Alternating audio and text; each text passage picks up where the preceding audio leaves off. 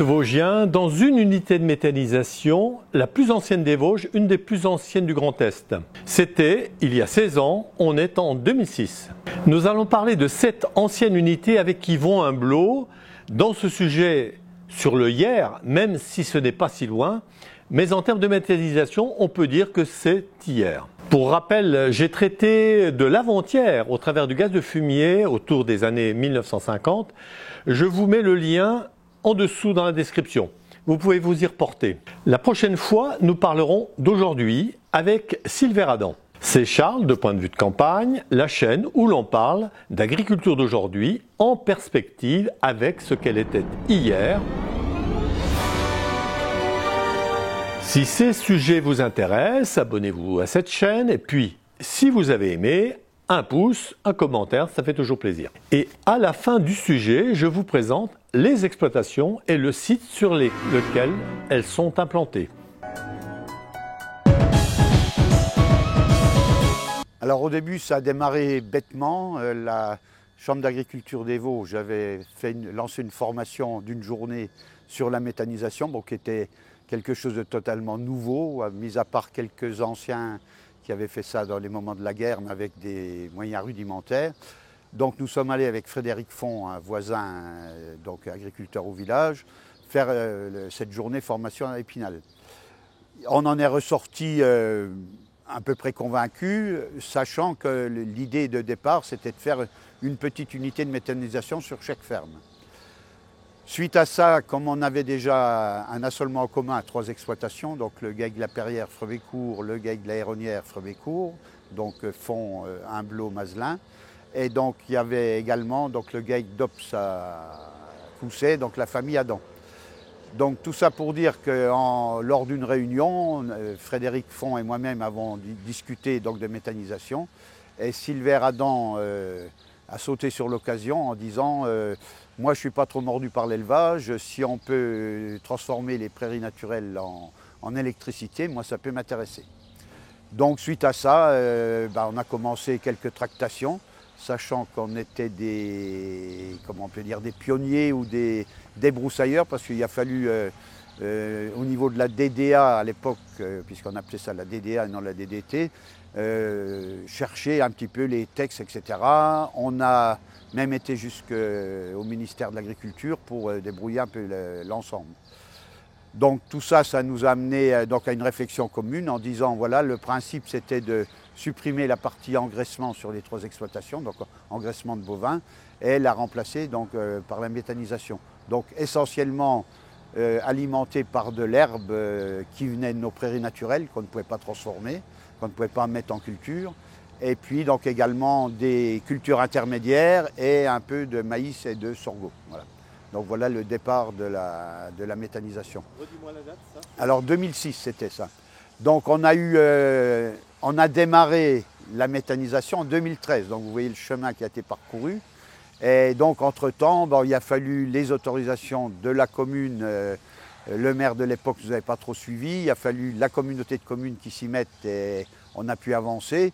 Et une fois qu'on a eu toutes les autorisations, le permis de construire prêt à démarrer, on nous a trouvé qu'à l'endroit où elle allait faire la méthanisation, c'était une zone inondable alors qu'on relevait la situation. Donc zone inondable, interdiction de construire. Donc il a fallu, on a reperdu 1 an, il nous avait demandé de faire une noue pour l'équivalent, etc. Et donc finalement on a eu les autorisations à un moment et après lancer carrément le marché. Bon, ce qui faisait le plus peur, c'était le montant de l'investissement, il y en avait quand même pour 2 millions d'euros à l'époque.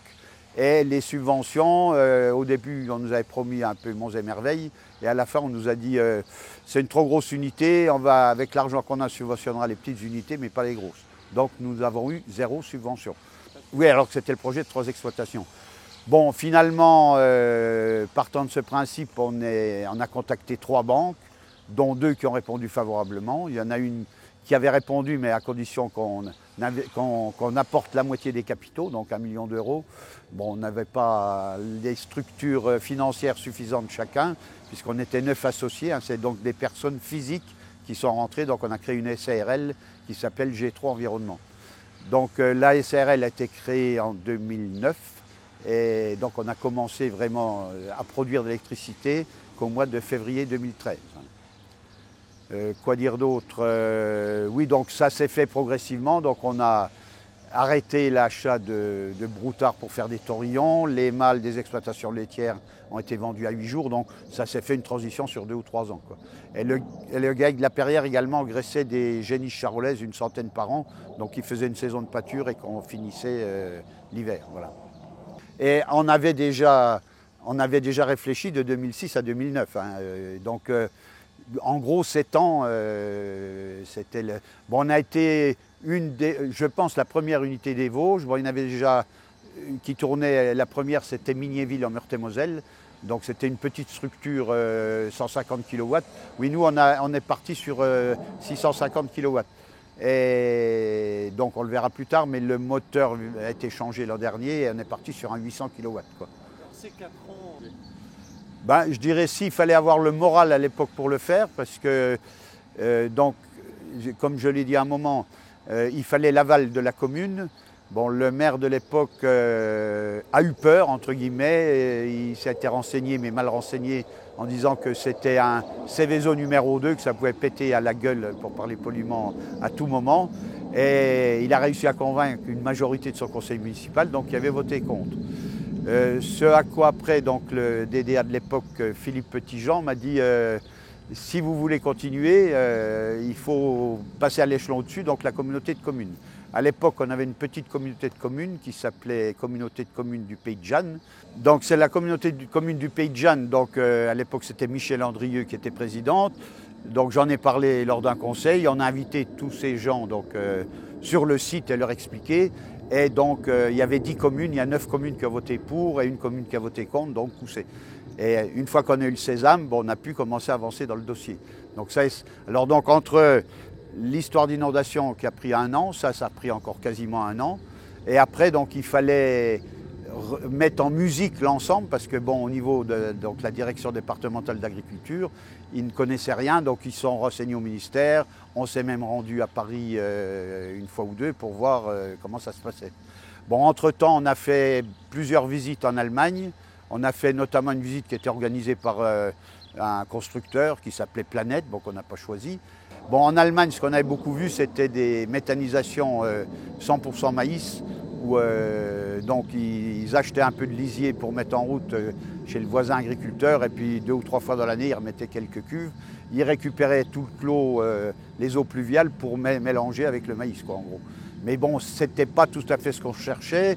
Nous, on voulait à tout prix donc, valoriser nos effluents d'élevage. Donc, il y avait encore donc, deux exploitations essentiellement laitières. Donc, le GAEC de la Perrière qui a maintenant à peu près 1 million de litres de lait, le GAEC de l'Aéronnière 650 000 litres. Donc, tous les fumiers lisiers viennent dans la méthanisation. Et puis également donc, le GAEC d'Ops qui avait à l'époque une 50aine de vaches allaitantes. Voilà.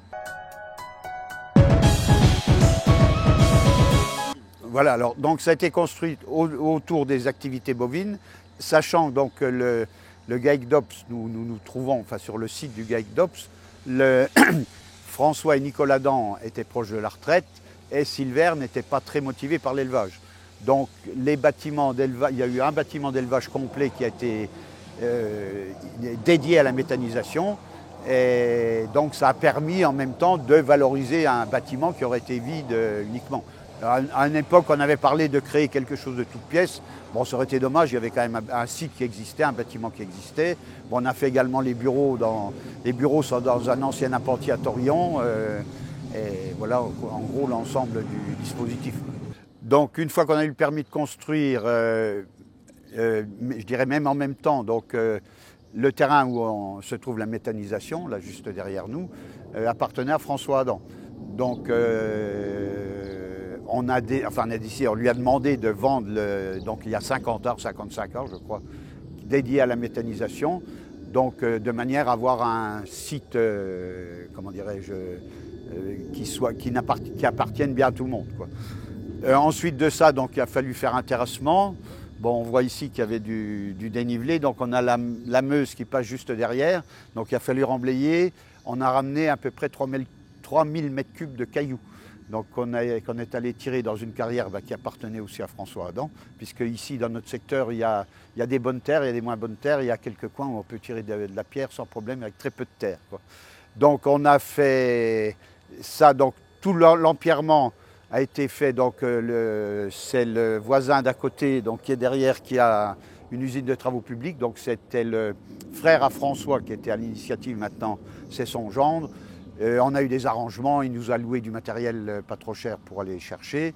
On a loué également un gros compacteur et donc on faisait régulièrement des essais de plaques. On avait un bureau d'études qui est de manière à ce que ce soit conforme, parce que le constructeur nous avait dit, nous on veut bien que vous le fassiez, mais il faut que ce soit aux normes. Et donc c'est l'entreprise Calin qui a finalisé les dernières couches pour que ce soit opérationnel, quoi. Donc tout ça, ça a duré, on dirait 6 mois à peu près.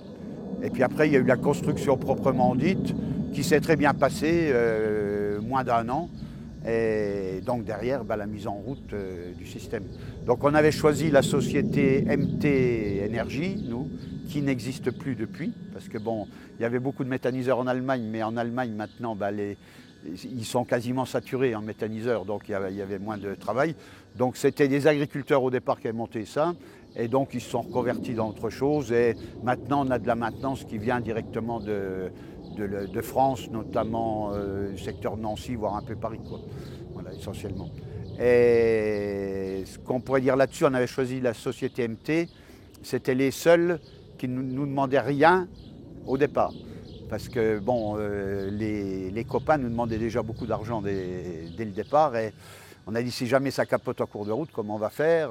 Donc on a travaillé en confiance avec la société MT, surtout son représentant français qui était un Alsacien avec qui on a sympathisé et avec qui on reste en très bons termes aujourd'hui, quoi. Et donc vous ne regrettez pas ce choix initial? Non, il n'y a pas à regretter. Bon, même si l'entreprise n'existe plus aujourd'hui, je veux dire maintenant avec le développement, on a ce qu'il faut en France. Auparavant, donc la première année, comme beaucoup de choses, il y a la garantie d'1 an qui marche. Mais une fois que la garantie a été passée, bon, quand ils venaient d'Allemagne, c'était 3 jours, hein, une petite journée pour venir, une petite journée pour repartir, pour une journée de boulot ici. 2 nuits d'hôtel, 2 gars, etc. De tête, je dirais, c'était déjà 2000 € rien que de frais de déplacement avant de faire quoi que ce soit, quoi.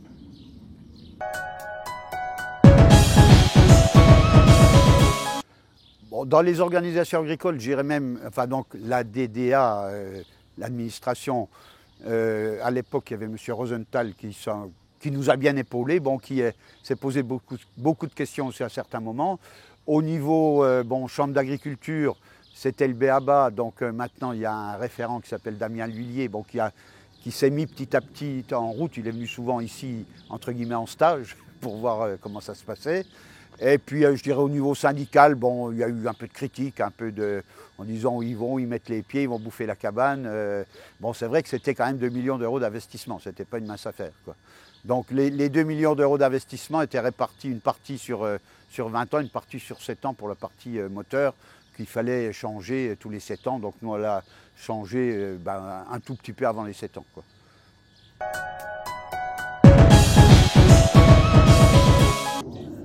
Alors là, il n'y a pas de négociation, entre guillemets. On a signé un contrat. Alors, dans les chiffres, je laisserai plus Silver en parler, parce que moi, étant retraité depuis 10 ans, je ne suis plus des chiffres au centime près. Mais c'était aux alentours de 20 centimes, hein, on va dire, 20 centimes le kilowattheure. Par contre, la formule, il y a une formule qui est longue comme ça, une formule mathématique, où il y a la valeur du travail, les indices différents, il y a 4-5 indices là-dedans. Donc qui permet de calculer, donc on est sûr par rapport à des produits agricoles, c'est que ça suivra l'inflation sans problème, voire même un peu mieux. Bon, compte tenu du fait que l'électricité risque d'augmenter, ce qui est à peu près sûr, on risque d'avoir un effet positif, nous, au niveau de la revente d'électricité. Mais ce qui est sûr, c'est qu'on a un prix garanti sur les 20 ans de contrat. Donc même qu'il pleuve, qu'il vente, qu'il neige, bon, mis à part un conflit mondial qui pourrait arrêter tout, normalement le prix est garanti jusqu'à la fin, quoi. Et au bout de 20 ans, bon, je pense que la structure ne sera pas, entre guillemets, démantelée. Bon, les cuves, c'est du béton, tout le reste, je veux dire, c'est du matériel. Donc, mis à part les pompes, le moteur, etc., qu'il faudra renouveler régulièrement, il toute la grosse structure pourra, je pense, travailler peut-être 50 ans, peut-être plus, je ne serai plus là pour le voir.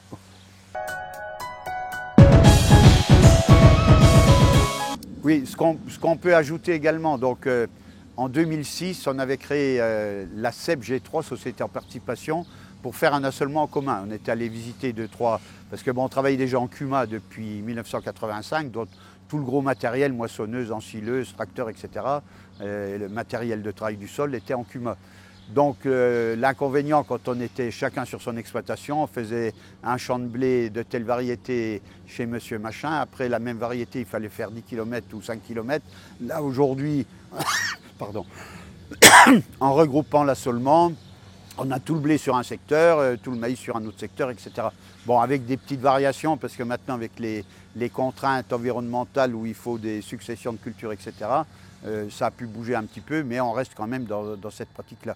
Donc pour mémoire, on a, en regroupant les exploitations, la prairie qui se trouve juste derrière, eh ben, elle va de Coussé à Frébécourt, là il y a 70 hectares d'un seul tenant, et la plus grosse parcelle en culture, entre guillemets, fait 65 hectares. Mais la moyenne doit être autour de 25-30 hectares, quoi, à peu près. On a dû faire l'assolement en 2006, et puis, début 2006, et la réflexion s'est faite fin 2006, quoi, grosso modo. Et donc, oui, alors au départ, et même encore aujourd'hui, je veux dire, tout le gros, une bonne partie du matériel est en CUMA.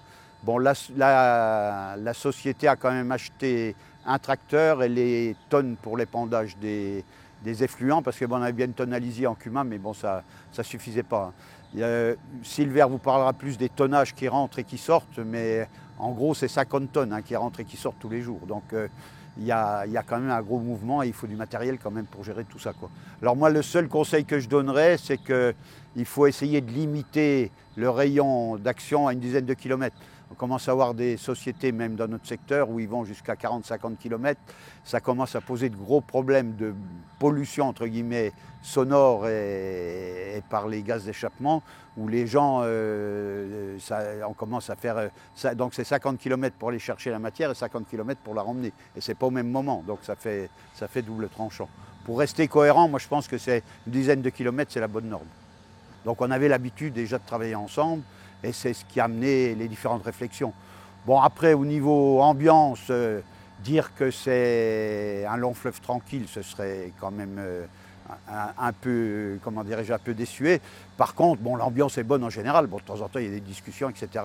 Et disons que chacun s'est un peu spécialisé. Bon, il y en a qui sont plus méthanisation, il y en a qui sont plus culture, il y en a qui sont restés élevage. Par exemple, mon fils Romain, lui, il est resté il s'occupe d'élevage quasiment du matin au soir. Bon, il vient un peu à l'ensilage, mais lui, il est resté dans l'élevage. Bon, il y a Régis qui est du GAEC de la Perrière, donc lui s'occupe essentiellement des céréales avec Aloïs, le fils à Silver.